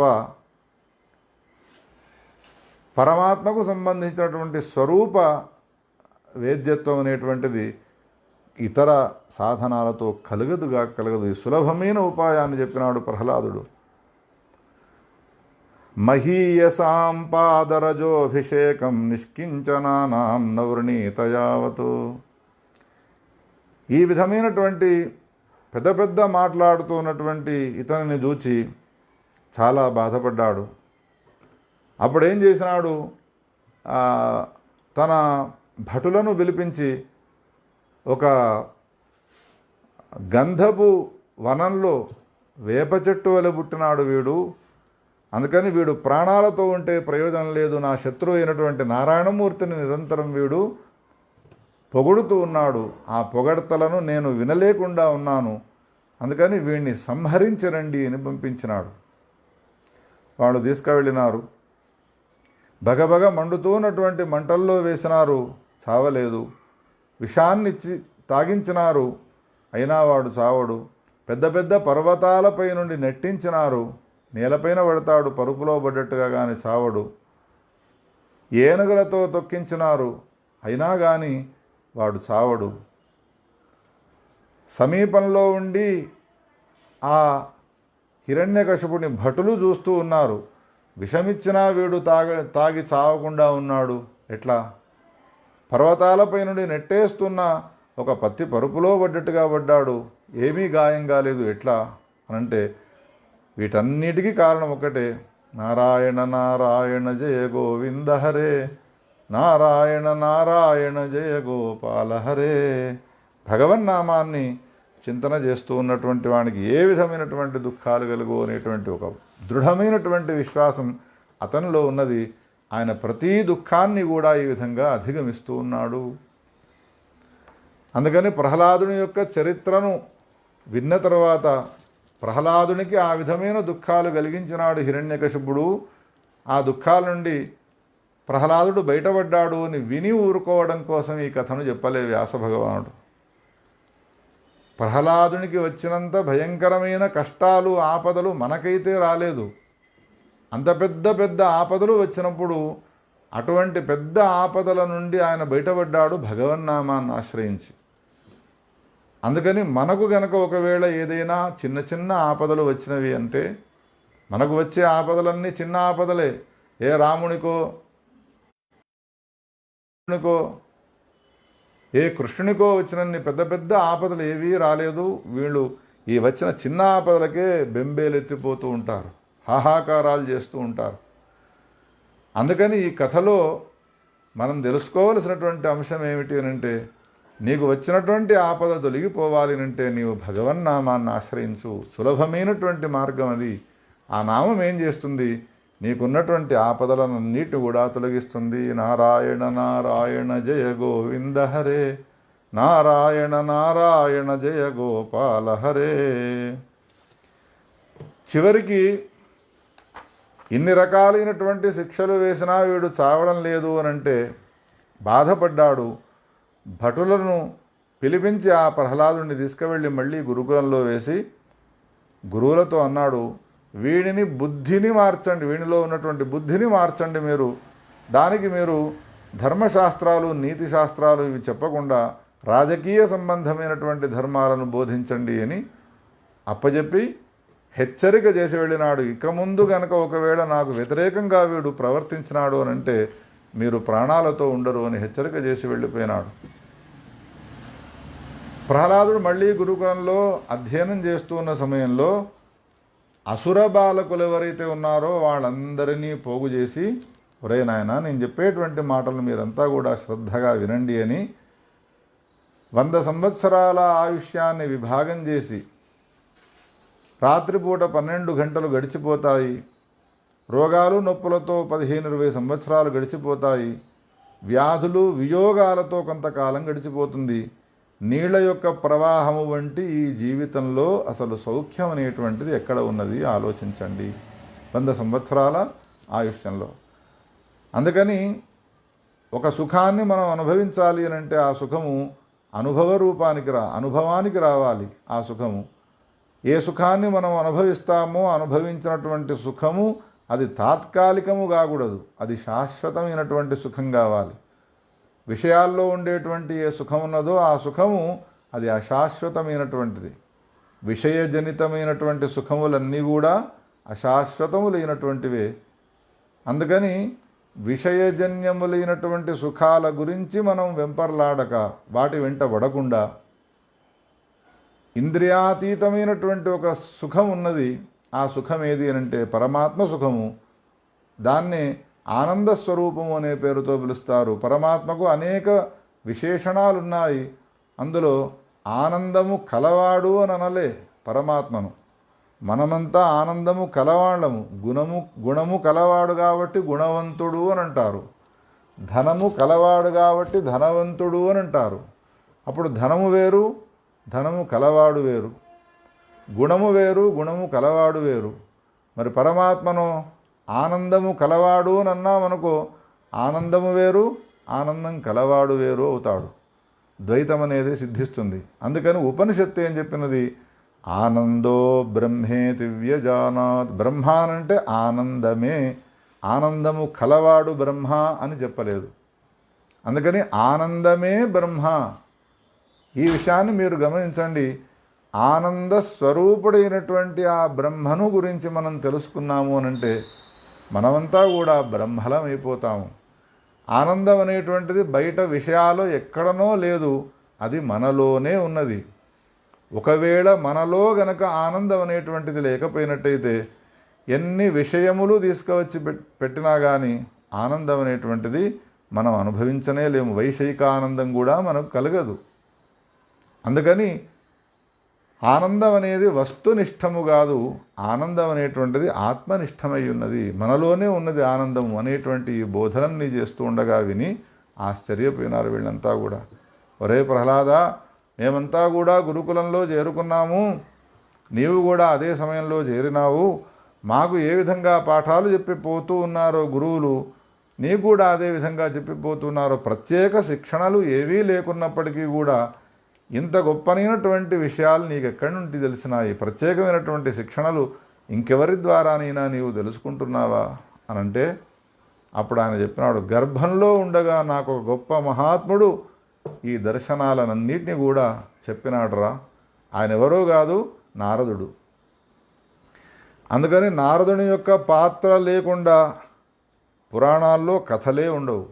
నారదుడు చాలా గొప్పనైనటువంటి మహానుభావుడు, పరమ భాగవతోత్తముడు. ఆయన యొక్క ప్రేరణ వలన కొన్ని వేల లక్షల కోట్ల మంది ఉద్ధరింపబడ్డారు. అందుకని నారదుణ్ణి గౌరవించాలి, నారదుణ్ణి అవమానపరచకూడదు. నారదుడు చాలా శ్రేష్టమైనటువంటి వ్యక్తి. నారం జ్ఞానం దదాతీతి నారద. జ్ఞానాన్ని బోధించేటువంటి వాడు కాబట్టి నారద అనేటువంటి పేరు సార్థకమైనది. గర్భంలో నేనున్నాను అనే విషయాన్ని తెలుసుకొని ఇంద్రుడు మా తల్లిని చంపడానికి తీసుకువెళ్ళుతూ ఉంటే, ఇందులో పుట్టబోయేటువంటి వాడు దేవతలను హింసించేవాడు కాదయ్యా, పరమ భాగవతోత్తముడు పుడతాడు, వాడిని చంపితే నీకు ప్రయోజనం లేదు అని బుజ్జగించి మా తల్లిని తన ఆశ్రమానికి తీసుకువెళ్ళి అనేక నారాయణమూర్తికి సంబంధించిన కథలనన్నిటి కూడా చెప్పినాడు. మా తల్లి ఆ కథలను వినుకుంటూ నిద్రపోయేది, కానీ గర్భంలో ఉన్నటువంటి నేను మాత్రము ఆ కథలనన్నిటిని కూడా విన్నాను. అప్పుడు విన్న కథలన్నీ కూడా నాకు పుట్టిన తర్వాత ఈనాటి వరకు కూడా జ్ఞాపకం వస్తూ ఉన్నాయి. అంటే తాత్పర్యం ఏమిటి? గురువులు కొన్ని ఉపదేశం చేస్తారు విద్యలను, శిష్యుడు కాలాంతరంలో మరిచిపోతాడు. కానీ ఏది నిజమైన బోధన అనంటే ఎంతకాలమైనా శిష్యునికి మరుపు రాదో అది నిజమైనటువంటి బోధన. అటువంటి గురువులు దొరకడం కూడా చాలా అరుదు. ఇప్పుడు ప్రహ్లాదునికి అటువంటి గురువు దొరికినాడు. నారదుడు చెప్పినటువంటి ఏ విద్యలున్నాయో అవన్నీ కూడా మర్చిపోకుండా ఉన్నాడు. ఈ విధంగా అనేక విషయాలను చెప్పుతూ ఉండగా పుట్టుకతో అసుర స్వభావం కలిగి ఉన్నటువంటి ఎంతమంది బాలకులు ఉన్నారో వాళ్ళలో ఉన్నటువంటి అసుర స్వభావం అంతా కూడా తొలగిపోయి వాళ్ళంతా కూడా దైవీభావాన్ని పొందినటువంటి వాళ్ళై ప్రహ్లాదుడు చెప్పుతూ ఉండగా వీళ్ళంతా కూడా భగవన్నామాన్ని ఉచ్చరిస్తూ ఆనంద సాగరంలో మునిగి తేలుతూ ఉండేవారు. నారాయణ నారాయణ జయ గోవింద హరే, నారాయణ నారాయణ జయ గోపాల హరే. ఏతావత భాగవతోత్తముని లక్షణం ఏమిటి అనంటే తను ఉద్ధరింపబడుతూ తన వలె ఇంకా 10 మందిని ఉద్ధరింపజేస్తారు. స్వయం తీరణా పరాంస్తారయంతి, తాను తరిస్తూ పరులను కూడా తరింపజేసే లక్షణం గల వాళ్ళు ఎవరు అనంటే వాళ్ళే పరమ భాగవతోత్తములు. అటువంటి ప్రహ్లాదుడు చివరికి ఒకనాడు తండ్రి చేత రావింపబడ్డాడు. తండ్రి ఆయనను ఆదేశించినాడు నా భవనానికి రమ్మని. వెళ్ళినాడు. ఇప్పుడు చెప్పుడా నీవు ఏం నేర్చుకున్నావు అనంటే మళ్ళీ నారాయణమూర్తికి సంబంధించిన ప్రసక్తిని తెచ్చినాడు. అప్పుడు ఆవేశానికి వచ్చి హిరణ్యకశిపుడు నారాయణుడు నారాయణుడు అంటున్నావు, వాడు ఎక్కడ ఉన్నాడురా అన్నాడు. అంటే వాడు ఇక్కడ ఉన్నాడు, అక్కడ లేడని కాదు, సర్వవ్యాపకుడై ఉన్నాడు అన్నాడు. అయితే అంతటా ఉండేటువంటి వాడు ఈ స్తంభంలో ఉన్నాడా అని ప్రశ్న వేసినాడు. అంతటా ఉన్నటువంటి వాడు స్తంభంలో ఉండకపోతే వానికి సర్వవ్యాపకత అనేటువంటిది ఉండదు తండ్రి, స్తంభంలో కూడా ఉన్నాడు అన్నాడు. అనగానే అప్పుడు ఒక మాట అన్నాడు, అంతటా ఉండేవాడు స్తంభంలో ఉన్నాడు అని అంటూ ఉన్నావు, ఒకవేళ వాడు స్తంభంలో కనబడలేదనుకో అప్పుడు నీవు చస్తావు. స్తంభంలో నుండి వాడు వచ్చినాడు అనుకో వాడు చస్తాడు నా చేతుల్లో అన్నాడు. అని చేతిలో ఉన్నటువంటి ఆ ఖడ్గాన్ని తీసుకొని వెళ్ళి వేగంగా పరిగెత్తుకుంటూ వెళ్ళి స్తంభాన్ని ఎప్పుడైతే మోదినాడో చరచరా అనేటువంటి శబ్దాన్ని చేస్తూ ఆ స్తంభము పగిలిపోయినది. అందులో నుండి నరసింహస్వామి ఆవిర్భవించినాడు. భయంకరమైనటువంటి రూపంతో కూడుకొనున్నాడు. ఎందుకు వచ్చినావయ్యా నరసింహానంటే నా భృత్యుడైనటువంటి ప్రహ్లాదుని యొక్క మాటను యథార్థం చేయడం కోసమై. రెండవ కారణం చెప్పినాడు, అన్ని భూతములలో నేనున్నాను, అంతటా ఉన్నాను అని అన్నాడు కాబట్టి ప్రహ్లాదుడు ఆ మాటను కూడా యథార్థం చేయడం కోసమై నేను ఆవిర్భవించినాను. నాయం మృగో నాపి నరో విచిత్రమహో కిమే తన్మృగ నృమృగేంద్ర రూపం మీమాంసమానస్య సముత్థితో గ్రతో నృసింహరూప తదలం భయానకం ప్రతప్త చామీకర చండలోచనం స్ఫురత్సటాకేసరజృంభితాననం కరాళదంష్ట్రం కరవాల చంచల్ క్షురాంతజిహ్వం భృకుటో ముఖోల్బణం అని ఈ విధంగా ఆ నరసింహస్వామికి సంబంధించిన వర్ణనం చేసినాడు. ఆవిర్భవించినటువంటి ఆ నరసింహస్వామిని చూసి ప్రహ్లాదుని దగ్గరికి వచ్చి పరిగెత్తుకుంటూ, హే కుమార, నిన్ను గురించి నేనేమో అనుకున్నాను, కానీ ఈనాడు నా జన్మ సార్థకమైనది. నీవు పుట్టి పుత్రుడవు అని అనిపించుకున్నావు. ఇంతకాలం ఎందుకు పుట్టినావో నా వంశంలో అని అనుకున్నాను, బాధపడ్డాను. ఎక్కడికో వెళ్ళి నేను వీడిని వెతికి సంహారం చేయాలి అని అనుకున్నాను. అటువంటి నా శత్రువు అయినటువంటి నారాయణుణ్ణి నా ఇంటికే తీసుకువచ్చినావు భేష్ కుమార అని ప్రహ్లాదుణ్ణి ముద్దిచ్చుకొని చంపడానికి మళ్ళీ ఎప్పుడైతే పరిగెత్తుకుంటూ వెళ్ళినాడో ఆకలితో ఉన్నటువంటి మిడత దీపజ్వాలను చూసి ఇది ఆహారం అనుకుని దీపజ్వాలలో పడి ఎట్లయితే నశించిపోతుందో ఆ విధంగా హిరణ్యకశిపుడు తాను అగ్నిజ్వాలల వలె ప్రకాశిస్తూ ఉన్నటువంటి నరసింహస్వామి దేహంలో పడ్డటువంటి వాడి నష్టపోయినాడు, మరణించినాడు. సంధ్యాకాలంలో గోర్లతో వాని కడుపును చీల్చి వాని ఆ పేగులను మెడలో వేసుకున్నటువంటి వాడి భయంకరమైనటువంటి గర్జన చేస్తూ ఉండగా దేవతలంతా భయపడుతూ ఉన్నారు, ఇప్పుడు మహాప్రళయం రాబోతుందేమో అని. అప్పుడు ప్రహ్లాదుడు దివ్యమైనటువంటి స్తోత్రాన్ని చేసి ఆయనను శాంతింపజేసి, హే ప్రభు, పిచ్చుకపై బ్రహ్మాస్త్రమా నువ్వు చేసేది, అందుకని నీకున్నటువంటి కోపాన్ని ఉపసంహరించుకోవయ్యా అని ప్రార్థన చేసినాడు. చాలా అద్భుతమైనటువంటి స్తోత్రం అది ప్రహ్లాదుడు చేసినటువంటిది. ఆ స్తోత్రాన్ని విన్న తర్వాత శాంతుడైనాడు. ఆ తర్వాత ఉత్తరాధికారిగా ప్రహ్లాదుడిని రాజ్యంలో ప్రతిష్ఠించినటువంటి వాడై వైకుంఠధామానికి వెళ్ళినాడు. ప్రహ్లాదుడు రాజ్యాన్నంతా కూడా చక్కగా పరిపాలన చేసినాడు. భాగవతోత్తముడు కాబట్టి ఆయన పరిపాలించేటువంటి సమయంలో దేశమంతా సస్యశ్యామలమై ఉన్నది, ప్రజలంతా కూడా సుఖ సంతోషాలతో కూడుకోనున్నారు అని వర్ణిస్తాడు. అంతేకాదు పరమ భాగవతోత్తములకు సంబంధించిన కథలను మనం ఏనాడైతే వింటామో ఆనాటి నుండి మొదలుకొని అన్నీ కూడా మంచి రోజులే అవుతాయి. దినమే సుదినం అవుతుంది. ఏనాడైతే భగవంతుడైన రామునికి సంబంధించిన నామాన్ని మనం స్మరిస్తామో దినమే సుదినం అవుతుంది. ఏనాడైతే ఆ భాగవతోత్తములకు సంబంధించినటువంటి చరిత్రను మనం వింటామో ఆ దినము సుదినమవుతుంది అని ఈ విధంగా వర్ణించినాడు. ఈ విధంగా పురాణాల్లో ఉన్నటువంటి ఎన్నో రకాలైనటువంటి కథలు మనం వింటూనే ఉన్నాము. చాలామందికి ఏమనిపిస్తూ ఉంటుంది అంటే, ప్రహ్లాదుని చరిత్ర చెప్పినారు, ఆనాటి కాలంలో అట్లా నారదుడు అటువంటి గొప్పవాడు దొరికినాడు, అందుకని ఆయన తొందరగా నారాయణమూర్తి సాక్షాత్కారాన్ని పొందినాడు. ధ్రువుడు నారదుని యొక్క ఉపదేశాన్ని పొందినాడు కాబట్టి ప్రాచేతసులు వాళ్ళంతా కూడా ఈ కాలానికి సంబంధించిన వాళ్ళు కాదు, ఎప్పటి కాలానికో సంబంధించిన వాళ్ళు కాబట్టి వాళ్లకు ఆ విధమైనటువంటి సద్గతి లభించినది. కానీ ఇది కలికాలమయ్యా. ఈ కలియుగంలో భగవన్నామాన్ని చింతించినటువంటి వాళ్లకు భగవంతుడు వచ్చి ఆదుకుంటాడా అని ఒక నిరాదరణ, ఒక నిర్లేపపు మాటలు ఆడుతూ భగవన్నామాన్ని చేసేటువంటి వాళ్ళకు కూడా ఉత్సాహం లేకుండా నిరుత్సాహపరిచేటువంటి మాటలు చెప్తూ ఉంటారు. అందుకని మనం ఏం చేయాలి అంటే, ఆస్తికులమైనటువంటి మనము కలియుగంలో కూడా ఎవరైతే భగవంతుణ్ణి సర్వదా నమ్ముకొని సర్వథా నమ్మి నీవే తప్ప ఇతఃపరం బెరగా అని అనన్య శరణాగతి పొందినటువంటి ఏ మహాత్ములు భాగవతోత్తములున్నారో వాళ్లకు సంబంధించిన కథలను కూడా విని ఆ మహాత్ములను ఆదర్శంగా స్వీకరించి వాళ్ళ నడవడికను మన జీవితంలో గనక ఒకవేళ మనం పొంది ఉన్నాము అంటే తప్పకుండా మనకు ఉద్ధారం అనేటువంటిది కలుగుతుంది. ఇందులో సందేహించే అవసరమే లేదు. అందుకని అధునాతన కాలంలో కలియుగంలో భగవద్ అనుగ్రహాన్ని పొందినటువంటి భాగవతోత్తమునికి సంబంధించిన ఒక కథను చెప్పాలి అనుకొని చెబుతున్నాను. పూర్వకాలంలో పండరీపురంలో దామాజీ అనేటువంటి పేరు గల ఒక భాగవతోత్తముడు ఉండేవాడు. నిరంతరము కృష్ణ పూజారతుడై ఉండేవాడు.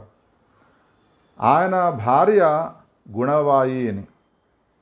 దామాజీ గుణబాయి అనేటువంటి ఇద్దరూ కూడా నిరంతరము కృష్ణనామాన్ని జపిస్తూ ఉన్నటువంటి వారై పండరీపురంలో కాలాన్ని గడుపుతూ ఉన్నారు. భగవన్నామ సంకీర్తనం తప్ప ఇంకొక వ్యసనమే లేదు వాళ్లకు.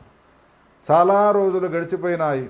గడిచిన తర్వాత వివాహం చేసుకున్నారు, కానీ వాళ్లకు సంతానమే కలగలేదు.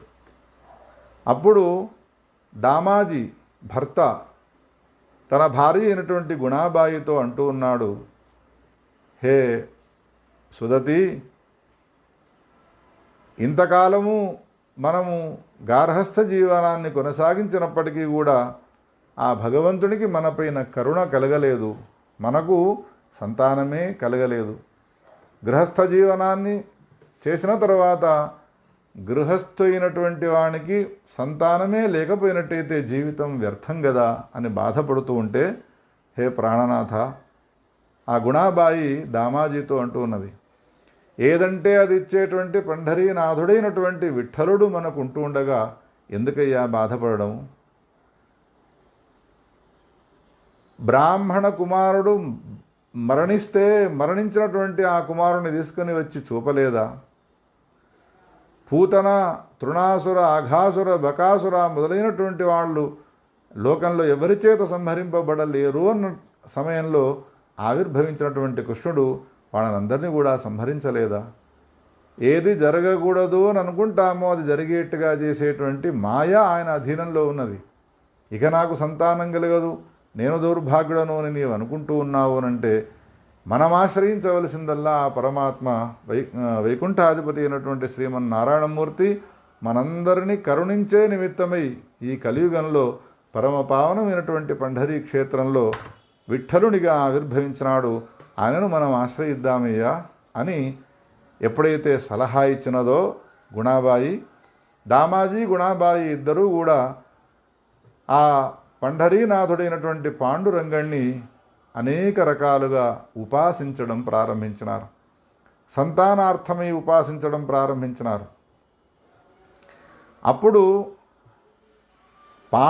పంఢరీపురంలో నిరంతరం సంచారం చేస్తూ ఉంటాడు. ఒక గాలి సంచరిస్తూ ఉన్నట్టుగా, ఒక వెలుతురు ఉదయించినట్టుగా ఆ పంఢరీ క్షేత్రంలో పాండురంగడు నిరంతరం సంచారం చేస్తూ ఉంటాడు.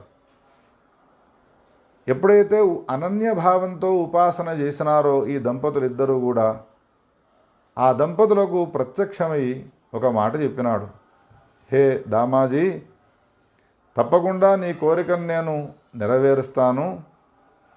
భీమా నది తీరానికి వెళ్ళి రేపు నీవు ఎదురు చూస్తూ ఉండు. ఒక ముత్యపు చిప్ప కొట్టక వస్తుంది, అందులో ఒక పిల్లవాడుంటాడు. నా అంశతో కూడుకున్నటువంటి ఆ పిల్లవాడిని నీ కుమారునిగా భావించి నీవు పెంచుకోవయ్యా అన్నాడు. అంతర్ధానమైపోయినాడు పాండురంగడు. తెల్లవారినది, భీమానదికి వెళ్ళినారు. వెళ్ళి స్నానం చేసినారు. ఎదురు చూస్తూ ఉన్నారు. ఇంతలో ఒక పెద్ద ముత్యపు చిప్ప వస్తూ ఉన్నది. అందులో ఒక పిల్లవాడు కనిపించినాడు. ఆ పిల్లవాడిని తీసుకొని ఉద్ధవుని యొక్క అంశతో ఆవిర్భవించినటువంటి ఆ పిల్లవాణ్ణి అత్యంత ప్రేమానురాగాలతో తన భార్యకిచ్చి, కృష్ణానంద ముకుంద మురారే వామన మాధవ గోవింద శ్రీధర కేశవ రాఘవ విష్ణు లక్ష్మీనాయక నరసింహ అని ఈ విధంగా స్తోత్రం చేస్తూ ఉన్నటువంటి వాడి ఇంటికి తీసుకువెళ్ళి, ఆ పరమాత్మ యొక్క అనుగ్రహం మా పైన కురిసినది, మేమంతా కూడా ఆయన యొక్క అనుగ్రహానికి పాత్రులమేనాము అని సంతోషపడుతూ ఆ పిల్లవాడిని ఇంటికి తీసుకువెళ్ళినారు. ఇంటిలో ఆ పిల్లవానికి జాతకర్మ, నామకరణ, అన్నప్రాశనాదులు చేసినారు. ఆ పిల్లవానికి నామదేవుడు అనేటువంటి పేరు పెట్టినారు. అనతి కాలంలో ఆ పిల్లవాడు పెరుగుతూ అన్నప్రాశనం అయిపోయినది. సంస్కారాలన్నీ కూడా జరుగుతూ ఉన్నాయి. పిల్లవాడు 8 సంవత్సరాల వయసు గలవాడైనాడు.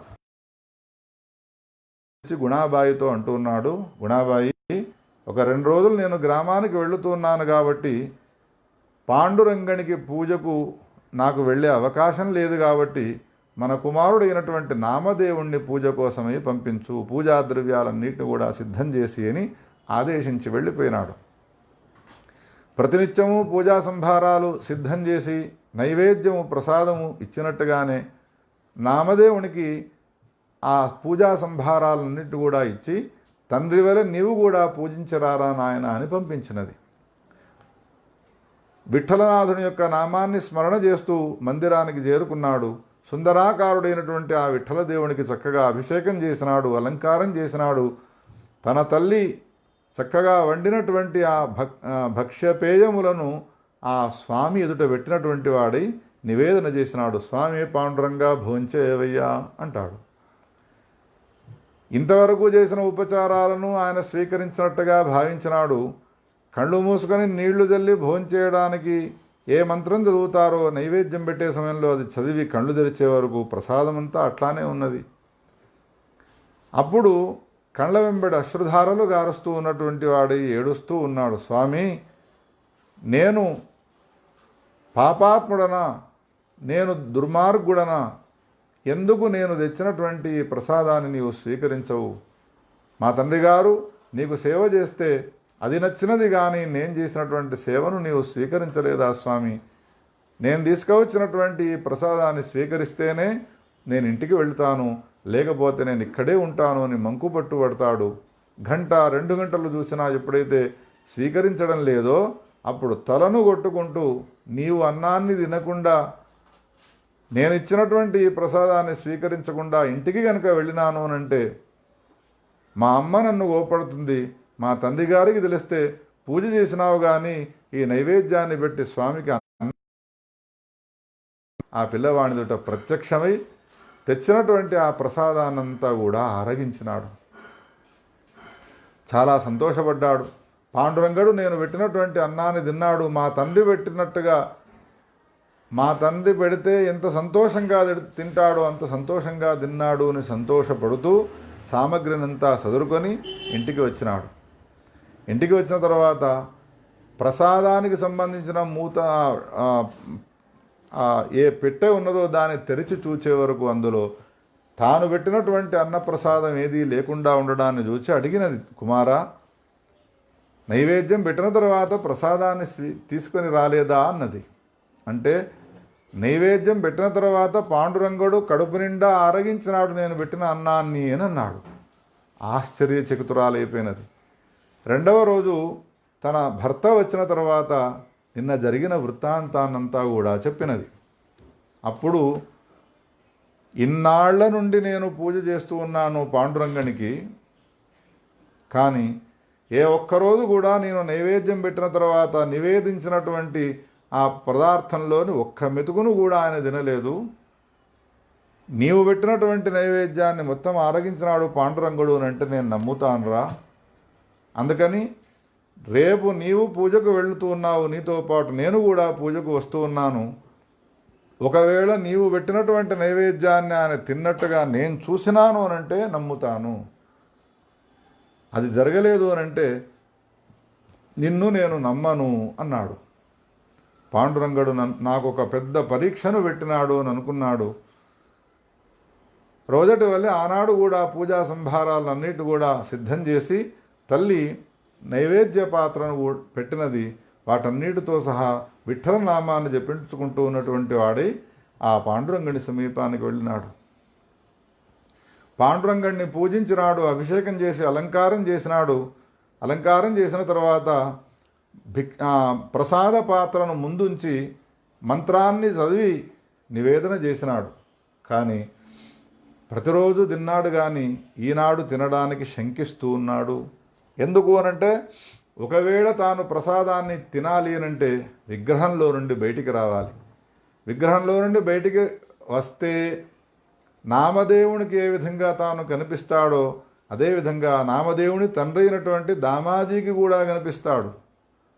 అందుకని రావడం లేదు లోపల నుండి. ఎప్పుడైతే విగ్రహంలో నుండి బయటికి రావడం లేదో ఇదేమిటి ఈనాడు నా పరీక్షను నేను నెగ్గుతాను అని అనుకున్నాను, కానీ నాకు ఈనాడు పెద్ద పరీక్ష పెడుతున్నాడు పాండురంగడు. మా తండ్రి గారు కాదు పరీక్ష పెట్టేది పాండురంగడే అని పాండురంగుని రాక కోసమే ఎదురు చూస్తున్నాడు. ఇద్దరికీ సంభాషణ జరుగుతున్నది. ఇప్పుడు పాండురంగనికి నామదేవునికి. నామదేవుడు అంటాడు, హే దేవాదేవా, ప్రతినిత్యము నేను పెట్టినప్పుడు ప్రసాదాన్ని స్వీకరించినావు కదా, ఈనాడు ఎందుకు నీవు రావడం లేదు అని అంటే, నేను ఈనాడు వచ్చి ప్రసాదాన్ని స్వీకరించినాను అనంటే మీ తండ్రి నన్ను చూస్తాడు. నన్ను చూసేటువంటి యోగ్యత అర్హత నీకొక్కనికి మాత్రమే ఉన్నది, కానీ మీ తండ్రికి లేదురా నాయన అంటాడు. అందుకని ఒకవేళ నీవు పిలుస్తూ ఉన్నావు, నేను వస్తాను, ప్రసాదం స్వీకరిస్తాను, కానీ నీకొక్కనికి మాత్రమే కనిపిస్తాను, మీ తండ్రికి కనిపించకుండా ప్రసాదాన్నంతా భక్షించి వెళ్ళిపోతాను అని అన్నాడు. అంటే అప్పుడు నామదేవుడు అంటాడు, హే ప్రభు, ఈనాడు నేను నీ సమీపానికి వచ్చినది నీవు తినిపోవడానికి, నీకన్నాన్ని ఆరగించి వెళ్ళిపోవడానికి రాలేదు. నీవు అన్నాన్ని తింటూ ఉండగా మా తండ్రి గారికి చూపెట్టడం కోసం వచ్చినాను. కాబట్టి మా తండ్రి నాకు పెట్టినటువంటి పరీక్షలో నేను నెగ్గాలి అంటే నాకే విధంగా దర్శనాన్ని ఇచ్చినావో మా తండ్రి గారికి కూడా అదేవిధంగా నీవు దర్శనాన్ని ఇచ్చినట్టయితే అప్పుడు నీకు భక్తవాత్సల్యం ఉన్నది అని నేను నమ్ముతాను అని ఈ విధంగా సంవాదం చేసినాడు. విలపించినాడు, ఏడ్చినాడు. పిల్లవాని యొక్క ఆ భావాన్ని దృష్టిలో ఉంచుకొని భక్తవత్సలనేటువంటి పాండురంగడు విగ్రహంలో విధంగా కనబడుతూ ఉన్నాడో అదేవిధంగా నామదేవుణ్ణి కన్నటువంటి ఏ తండ్రి దామాజీ ఉన్నాడో ఆ దామాజీకి కూడా ఆ విధమైనటువంటి దర్శనాన్ని ఇచ్చినాడు. దామాజీ కళ్ళ వెంబడి అశ్వధారలు గార్చుకున్నాడు. నిజంగా నేను ఎంత గొప్పనైనటువంటి వాడను, ఎన్ని జన్మలలో చేసినటువంటి సుకృతం ఉంటే కానీ నాకు ఇటువంటి పుత్రుడు కలగలేదు, అందుకని చూసినా నేను అని సంతోషపడ్డారు. అంతర్ధానమైపోయినాడు పాండురంగడు. ఇంటికి తిరిగి వచ్చినారు. ఇది జరిగిన తర్వాత కొన్నాళ్లకు చెప్పేటువంటి ఏ కథలున్నాయో ఇవన్నీ కూడా యుగాంతరానికి సంబంధించిన కథలు కావు. ఈ కలియుగంలోనే భక్తవత్సలుడైనటువంటి పాండురంగుని క్షేత్రంలో జరిగిన ఎన్నో లీలలు ఇవి పరంపరగా చెప్పుకునేటువంటివి, అనుభవ సిద్ధములైనటువంటి ఈనాటి వరకు కూడా భక్తవత్సలుడైనటువంటి ఆ పాండురంగడు కరుణా సముద్రాంతరంగుడై కరుణను కురిపిస్తూ ఉన్నటువంటి వాడై ఎంతోమంది భక్తులను ఉద్ధరిస్తూ ఉన్నాడు. ఎవరైతే నాస్తికులైనటువంటి వ్యక్తులున్నారో, ఎవరైతే హేతువాదులైనటువంటి వాళ్ళు ఉన్నారో అటువంటి వాళ్ళంతా కూడా భక్తులు ఏ విధంగా ప్రవర్తిస్తారో ఆ విధమైనటువంటి ప్రవర్తనతో కూడుకొని భగవంతుణ్ణి పరీక్ష చేసినట్టయితే తప్పకుండా సద్భక్తులకు ప్రత్యక్షమైన దానికంటే తొందరగా ఆ హేతువాదులకు నాస్తికులకైనటువంటి వాళ్లకు కూడా భగవంతుడు ప్రత్యక్షమవుతాడు అనడంలో ఏమాత్రము సందేహించే అవసరం లేదు. కాలాంతరంలో నామదేవునికి రాధాదేవి అనేటువంటి పేరు గల అమ్మాయినిచ్చి వివాహం చేసినారు. కాలం గడుస్తూ ఉన్నది.